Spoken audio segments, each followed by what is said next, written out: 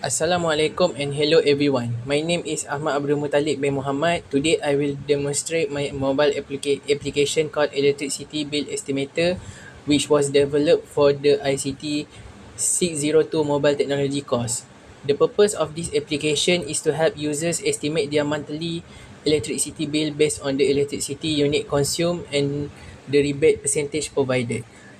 Okay, this is the main screen of the application. Users are required to select a month from the drop-down menu. Next, user need to enter the electricity unit consumed in kilowatt.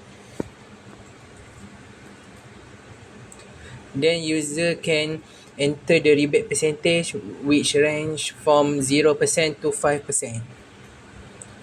After filling in the required information, user can press the calculate and save button. The application will calculate the total electricity charge, apply the rebate and display the final cost. At the same time, the record will be saved into the database for the future reference. Okay, next, I will navigate to the record list page. This page displays all previously saved electricity bill records. Each record contains information such as the month, electricity unit use, total charge, rebate percentage and final cost. User can select any record to view more detail. After selecting a record, the application open the detail page. Here, user can view the complete information of the selected record. If user wants to make change, they can update the electricity unit or rebate percentage and save the updated information. The application will recalculate the bill automatically.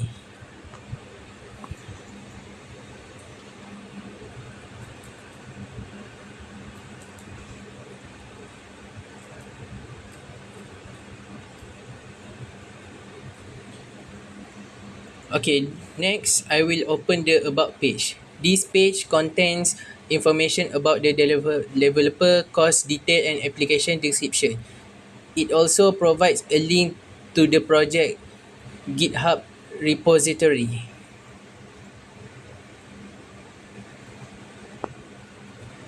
Application feature summary. The main features of the application is calculate electricity bills, apply rebate percentage, save records using SQLite database, view save records, update records, delete records, about page with project information.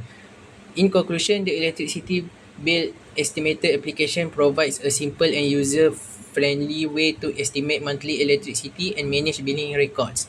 Thank you for watching my application demonstration video. That's all for me. Thank you and have a nice day.